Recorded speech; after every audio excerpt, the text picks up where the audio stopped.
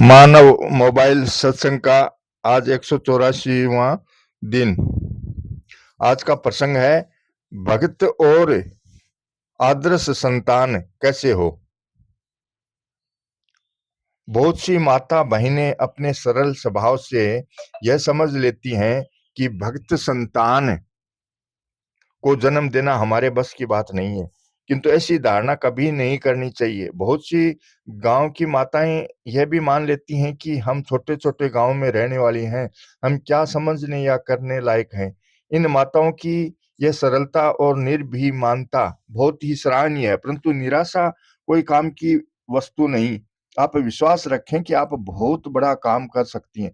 जितने भी स्त्री पुरुष इस संसार में हैं, सब के सब माँ की गोद में ही पलकर आए हैं। अतः माँ सबसे पहला गुरु मानी जाती है। बालक का ऊंचे से ऊंचा और नीचे से नीचा काम माँ ही करती है। जैसे दाई, नाई, दर्जी, धोबी, शिक्षक आदि के काम।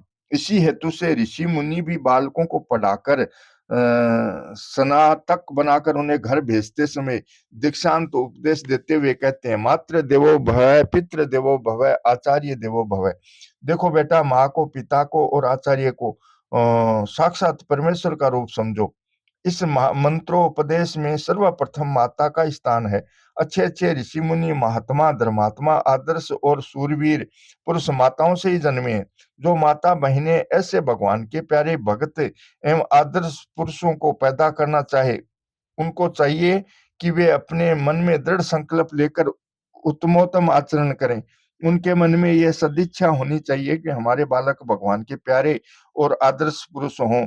नीति में भी वचन आते हैं, गुणी गण गणा नारंभे न पतति कठिन सुम ब्रह्माद यस्य तेनाम्बा यदि सुतिनी वद वंद्या की दृषि नाम। गुणी जनों की गिनती आरंभ होने पर जिसके लिए अंगुली वेग पूर्वक नहीं पड़ती, उस पुत्र से यदि माता पुत्रवती कही जाए, तो बताओ बांझ कैसी होगी। जननी जने तो संत जने, के दाता के सूर, नहीं तो रह जे बांझड़ी मति गंवाजे नूर। तिनके खर सुकर स्वान भले, जड़ता बसते न कहे कछु वे, तुलसी जहीं राम सो नेहू नहीं, सो सही पशु पूंछ बिसान न द्वे। जननी कत बहार मुई दस मास, बही किन बांझ गई किन चे, जरी जाऊं सो जीवनु जानकी नाथ, जिए जग में तुम्हारो बिनु है। श्रेष्ठ माताओं का तो यहाँ तक स्वाभिमान होता है कि मेरे गर्भ में आकर मेरा दूध पीकर क्या वह कभी गधी कुतिया का दूध पीवेगा। वह तो सदा के लिए प्रभु चरण कमलों का रसास्वादन करता हुआ जगत के जीवों को भी प्रेमामृत प्रदान करता रहेगा। जिस माँ का पुत्र भगवान का प्यारा भक्त हो जाता है, वह माँ धन्यवाद की पात्र होती है, कृत्य कृत्य भी हो जाती है। यह माताओं के वश की बात है। अब हिम्मत न हारें, भगवत कृपा से कोई भी वस्तु दुर्लभ नहीं है। माता बहनों से यही कहना है कि जब आप मासिक रजोधर्म के बाद शुद्धि का स्नान करें, तब प्रभु से प्रार्थना करें कि हे प्रभु, मुझे ऐसी संतान दें जो संसार का कल्याण करने वाला भगवान का प्यारा भक्त हो। सच्चे हृदय से जो प्रार्थना की जाती है, भगवान उसे पूरी करते हैं। सच्चे हृदय से प्रार्थना जो भक्त सच्चा गाय है, भगत वत्सल कान में वह पहुंच झट ही जाए है। यह तो बाहर की सामग्री का आदर करके हमने अपने आप को छोटा मान लिया है कि हमें बुद्धि, योग्यता, विद्या, धन आदि पदार्थों की कमी है, पर यह ख्याल नहीं करते कि हम परमात्मा के हैं। जब हम परमात्मा के हैं, तब बुद्धि आदि का मूल्य ही क्या रह जाता है। मनुष्य तुच्छ भावना से ही अपने को छोटा बना लेता है। सब के सब भाई बहन भगवान के ही तो अंश हैं। ममे वासो जीव लोके, जीव भूताय सनातन है। संत तुलसीदास जी ने भी यह बात कही, ईश्वर अंश जीव अविनाशी, चेतन अमल सहज सुख राशि। हम प्रभु के हैं, अतः प्रभु हमारे हैं। तब प्रभु से प्रार्थना इस प्रकार करें कि हे प्रभु, कुल को उज्जवल करने वाला एवं जगत का उद्धार करने वाला भगवान का प्यारा भक्त संतान दो। हे प्रभु, आपकी कृपा से जो भी संतान होगी, वह आपकी प्यारी भक्त संतान ही होगी। बुढ़ी माताओं से कहना है कि वे भी इस प्रकार का भाव रखें कि हमारी प्यारी पुत्र वधू एवं पुत्री के जो भी संतान हो, वह संत भक्त ही जन्मे। इसी के साथ बुढ़ी माताओं को उचित है कि अपनी संगर्भा बहू एवं पुत्रियों का आदर करें, उनके प्यार से पालन करें, भेदभाव का बर्ताव न करें और तिरस्कार भी न करें। उनके रहन सहन, भोजन एवं आचरणों में अशुद्धि भी न आने दें। पवित्र वातावरण रखें। संसार में भक्त जन्मे, इस नजर से संत महात्माओं ने भी संगर्भा बहनों का रक्षण, शिक्षण और पोषण भी किया है, जैसा कि भागवत में आया है। एक समय हिरण्याकश्यपु तपस्या करने के लिए वन में चला गया। उसकी स्त्री केयादु सगर्भा थी, तो इंद्र को भय लगा कि इस राक्षस की संतान राक्षसी होगी। तब हम देवादि देवों को, पिता और पुत्र दोनों को ही कष्ट देंगे। अतः मैं इस सगर्भा गर्भ वाली केयादु को कहीं ले जाकर इसके राक्षस गर्भ का नाश क्यों न कर दूं। इसी भावना से इंद्र हिरण्याकश्यपु की नगरी का विध्वंस करके केयादु को ले जा रहा था। रास्ते में ही नारद जी मिल गए। नारद जी ने कहा, इंद्र, इस अबला को क्यों दुख दे रहे हो? इंद्र ने उत्तर दिया, महाराज, इसके राक्षस पुत्र जन्मेगा, तब ये पिता पुत्र दोनों देवादि देवों को विशेष दुख देंगे, इसलिए केवल इसके बालक को नष्ट करने के लिए ही ले जा रहा हूं। तब नारद जी ने कहा, डरो मत, इसके गर्भ से तो राक्षस न होकर भगवान का अनूठा प्यारा भगत ही पैदा होगा। श्री नारद जी के कहने से इंद्र ने कयादु को छोड़ दिया। श्री नारद जी ने अहेतु की कृपा से कयादु को भक्ति, ज्ञान, वैराग्य की शिक्षा दी, परंतु लक्ष्य रहता था गर्भ में बालक की ओर, कि गर्भ में बालक भगवान का भक्त बने। केयादु से भगवान के अनन्य भक्त शिरोमणि प्रहलाद उत्तम हुए। प्रहलाद जी ने भी में सुने हुए नारद जी के उपदेश का प्रसंग अपनी पाठशाला के विद्यार्थियों को बहुत ही विशद रूप से सुनाया। उसे श्रीमद् भागवत सप्तम स्कंद अध्याय 6 में देख सकते हैं। अतः सभी माताएं अपनी सगर्भा बहुपत्नियों को ऐसी अवस्था में भगवान की अच्छी अच्छी कथाएं सुनावें, पढ़ावें और भगवान के सुंदर से सुंदर चित्र दिखावें तथा घर की जैसी शक्ति हो उसके अनुसार गाय का दूध, घी, चावल, गेहूं, मूंग, चीनी आदि शुद्ध सात्विक वस्तुएं खिलावें। लाल मिर्च, राई आदि बाजरा की बनी मिठाइयां तथा तीक्ष्ण कड़वे रूखे सूखे पदार्थ न खिलावें, क्योंकि सगर्भा बहन के किए हुए भोजन का प्रभाव गर्भस्थ बालक पर जरूर पड़ता है। इन पदार्थों से गर्भस्थ बालक के जलन होती है और उसके स्वभाव में भी चिड़चिड़ापन आदि कई प्रकार के दोष आ जाते हैं। गर्भावस्था में माताओं को कई प्रकार की वस्तुएं खाने की मन में आती रहती है, जिससे वे दीवाल का चूना, पांडु, मुल्तानी मिट्टी एवं कोयला आदि तक खा लेती हैं। इसलिए वृद्धा माताओं को गर्भवती बहु बेटियों का पूरा पूरा ख्याल रखना चाहिए तथा उनकी रुचि के अनुसार यथाशक्ति बढ़िया एवं पवित्र वस्तुएं खाने को देनी चाहिए। अच्छे अच्छे शास्त्रों को तथा अच्छी अच्छी बातों को सुनाना चाहिए। ऐसा करने से उनके चित्त में प्रसन्नता होगी। चित्त की प्रसन्नता से बालक पर अच्छे संस्कार पड़ेंगे। विशेष बात यह है कि बहनों को चाहिए कि भगवान को हर समय याद करें। मेरे हृदय में भगवान विराजमान है, बालक पर भगवान की कृपा है तथा भगवान मस्तक पर हाथ रखे हुए रक्षा कर रहे हैं। ऐसी भावनाएं वे लगातार करती रहें, भगवान की कृपा दृष्टि को देखती रहें। इससे बालक के भाव तो पवित्र बनते ही हैं, साथ ही साथ गर्भस्थ बालक की भगवत कृपा से रक्षा भी होती रहती है। श्रीमद् भागवत में राजा परीक्षित ने कहा, मेरा ये शरीर अश्वत्थामा के अस्त्र से नष्ट हो गया था। यही कौरव पांडव कुल में संतति का बीज था। मेरी माता उत्तरा भगवान की शरण में गई और भगवान के मां के गर्भ में प्रवेश करके हाथ में चक्र लेकर मेरी रक्षा की। यह प्रसंग इस प्रकार है। महाभारत युद्ध में पांडवों की विजय करा के अंतर्यामी श्री कृष्ण द्वारका के लिए प्रस्थान की तैयारी कर रहे थे। इतने में ही संगर्भा उत्तरा मानो धधकती ज्वाला की लपटों से झुलसती हुई सी सहसा श्री कृष्ण के सामने रो पड़ी और बोली, कामम दहतु माम नाथ में गर्भो निपात्यताम।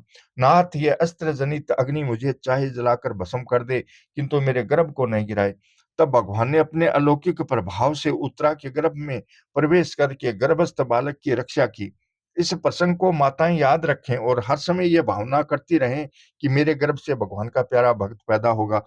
यही नहीं, साक्षात भगवान ही मेरे गर्भ में पधारे हैं। मीरा किस दिन बेटा जाया, मीरा के पुत्र तो नहीं हुआ, पर उसने भगवान को ही प्रियतम मानकर भगवान की प्राप्ति कर ली।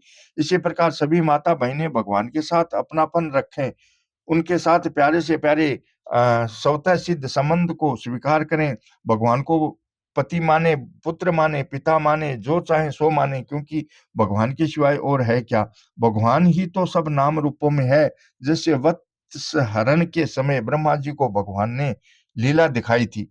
वे बालक और बछड़े संख्या में जितने थे, जितने छोटे-छोटे उनके शरीर थे, उनके हाथ पैर जैसे-जैसे थे, उनके पास जितनी और जैसी छड़ियां थी, जितने सींग बांसुरी और पत्ते थे, जैसे और जितने वस्त्राभूषण थे, उनके शील स्वभाव गुण नाम रूप और अवस्थाएं जैसी थी, जिस प्रकार वे खाते पीते और चलते थे, ठीक वैसे ही और उतने ही रूपों में सर्वस्वरूप भगवान श्री कृष्ण प्रकट हो गए। उस समय यह संपूर्ण जगत विष्णु रूप है, यह वेदवाणी मानो मूर्तिमती होकर प्रकट हो गई। जनकपुर में रहने वाली ब्राह्मणी भक्तराज परमहंस मामा प्रयागदास जी की माँ श्री सीता जी को अपनी प्यारी पुत्री एवं भगवान श्री राम को दामाद मानती थी। उसी तरह माता बहनें भी श्री भगवान को दामाद भी मान सकती हैं तथा प्यारे से प्यारा मन चाहे संबंध को स्वीकार कर सकती हैं। एक साधारण सिपाही भी राज्य कर्मचारी होने के नाते अपने आप को बड़ा समझता है। तब सर्वशक्तिमान, सर्वव्यापी, सर्वसुहद भगवान का सहारा लेने वाला कितना बड़ा हो सकता है। संसार का सहारा तथा संबंध तो झूठा है तथा अभिमान को बढ़ाने वाला होता है, किंतु भगवान का सहारा और संबंध वास्तविक तथा नित्य है। वह निर्भीमानता आदि दिव्य गुणों को प्रकट करने वाला है। कोई माने चाहे न माने, भगवान तो अपने हैं ही। सभी माता बहिनें भगवान के नाम का हर समय जप करें, ध्यान करें, लीलाओं को याद करें। भारतीय माताएं सुबह उठते ही भगवान का कीर्तन करती हैं, लीलाएं गाया करती हैं। चक्की पीसते समय, दधी मंथन विलोना करते समय बच्चे माताओं की गोद में जाकर लेट जाया करते थे। बालक भगवान की लीला कीर्तन सुनते हैं, इससे उन पर बहुत अच्छा असर पड़ता है। एक उच्च कोटि के संत कहते थे कि मेरी माँ सुबह सवेरा होने से पूर्व चक्की चलाते समय भगवान की लीलाएं, भगवत भक्तों के चरित्र गाती तथा कीर्तन करती हुई बिलोना करती। तब मैं गोद में जाकर बैठ जाता, वे भगवान का यश कीर्तन सुनाती। इससे मुझ पर बहुत अच्छा असर पड़ा। अतः इन माताओं को बहनें माता बहनें धारण करें इन बातों को। सत्संग की बातों पर सबका मानव मात्र का समान अधिकार है। जो सुनना चाहे उसका विशेष अधिकार है। राम दड़ी चौड़े पड़ी सब कोई खेलो आए, दावा नहीं है संत दास जीते सो ले जाए। ये बातें कठिन नहीं है, क्योंकि हम भगवान के हैं, भगवान हमारे हैं। अतः हम छोटे नहीं हैं, न दुखी हैं। बाहर की वस्तुओं का सहारा लेने वाले बड़े से बड़े भी गरीब ही हैं। को वा दरिद्रो ही विशाल तृष्ण।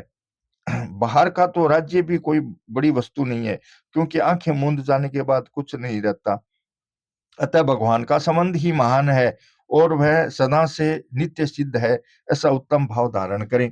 जब बालक का जन्म हो जाए तो माता पिताओं को नाल छेदने के पूर्व वैदिक विधान पूर्वक जात संस्कार के साथ चारों वेदों का पठन नांदी मुख श्राद्ध वर्णाश्रम विधान के अनुसार अवश्य कराना चाहिए तथा भगवान नाम ध्वनि कीर्तन कथाएं सुनानी चाहिए। इसी प्रकार नामकरण संस्कार आदि भी करावें तथा बालकों के नाम ज्योतिष मतानुसार अक्षरों को आदि में लेकर भगवत संबंधी रखें। जैसे गोविंद, लाल, रामचंद्र, हरि कृष्ण, कन्या हो तो गंगा, यमुना, शारदा, सरस्वती, गायत्री। ये सब बड़े दुख का विषय है कि होनहार भारतीय संतानों की माताएं और अभिभावक गर्भस्थ बालक पर निरे बुरा असर डालने वाले कुसंस्कारों से पूर्ण आचरण करते हैं। वास्तव में माताओं और अभिभावकों का ऐसा बुरा लक्ष्य तो नहीं रहता, परंतु अनभिज्ञता, अनजान और स्वभाववश सगर्भा बहिनें एवं अभिभावक मनोरंजनार्थ झूठे जासूसी उपन्यास पढ़ते हैं एवं ऐसे कुत्सित चित्रों तथा सिनेमाओं को देखते हैं। रात्रि क्लबों में तथा अशुद्ध स्थानों में जाकर अपवित्र खान पान भी करते हैं। अनेक नर नारी असभ्य वेशभूषा में निर्जलता पूर्वक नाच गान खेल कूद भी करते रहते हैं। बच्चों के जन्म काल में भी पाश्चात्य सभ्यता के अनुसार उत्सव मनाते हुए फालतू एवं पापप्रद खान पान तथा मनोरंजन करते हैं। आजकल लोग बालकों के नाम भी निकृष्ट ढंग से रखने लगे हैं तथा बालकों से भी हीन शब्दों का उच्चारण कराते हैं, जैसे डैडी, पापा, मम्मी आदि। ऐसे किंतु ऐसी निकृष्ट शब्दों का उच्चारण न करा के पिताजी, बापूजी, माताजी, माँ आदि उत्कृष्ट संबंधों की ही आदत डालनी चाहिए। माताएं, बहनें और भाई बालकों को भोला न समझें। यह छोटा है, कुछ दिनों एवं कुछ महीनों का है, यह अबोध है, ऐसा समझकर बालक के सामने किसी भी प्रकार का अनुचित आचरण एवं कुचेष्टा न करें। यूं तो सारा ही जीवन सभी समय पवित्र आचरणों से युक्त ही होना चाहिए। अतः आदर्श आचरण करें। उनके सामने यह भाव ही न आने दें कि स्त्री पुरुष क्या है। हम लोग बालक थे तब आपस में पूछा करते, तुम कहाँ से आए? उस समय हम लोग परस्पर यही कहते, हम तो राम जी की वर्षा से आए हैं। कितने पवित्र संस्कार थे, कितना पवित्र भाव था। छोटा सा बालक समझता नहीं, परंतु उस पर अदृश्य रूप से संस्कार अवश्य पड़ते हैं। स्त्री पुरुषों को चाहिए कि बालकों से प्यार करते, खिलाते, बहलाते समय भी झूठी बातें नहीं कहें, सच्ची बातें ही प्यार पूर्वक कहें। एक कहानी सुनिए। एक बनिया जाति का बालक था। वह एक दिन अपने पिता के पास दुकान पर गया। उसके पिता वहां रोकड़ गिन रहे थे। वह मुट्ठी में 5 रुपयों का एक नोट दबा कर ले आया। रोकड़ मिलाई गई, 5 रुपये कम हो गए। मालिक ने सोचा बाहर का कोई व्यक्ति आया नहीं, क्या बात है? बालक से पूछा, रुपये तुम्हारे पास हैं क्या? उसने कहा, बुच्ची ले गई। बालक को धमकाया गया, तब वह बोल उठा, मुझे क्यों पीटते हैं? आप उस दिन 2 आम लाए थे, तब आम को देखते ही मैंने एक आम ले लिया। दूसरा फिर मांगा तो माताजी ने हाथ ऊपर की ओर करके आम बुच्ची ले गई, कहकर आम को अपने कपड़ों में छिपा लिया। उसी समय दूध उफनने में लगा तो माँ दूध की ओर दौड़ पड़ी। आम आम झटके से माँ के कपड़ों में से गिर गया। यह बुच्ची की झूठी बात सामने आ गई। मुझ पर यही असर पड़ा कि ऐसे ही रुपये बुच्ची ले जाती है। अतः इस कहानी से यह शिक्षा मिलती है कि बालकों को अबोध समझकर उनकी झूठी बातें कभी न कहें। बालक के मन में अपवित्र संस्कार न पड़ने पाए, इसके लिए उनके सामने मुंह से गाली कभी न निकालें। बच्चे आप आपकी असली धरोहर हैं, भावी संसार हैं, देश की आधारशिला है।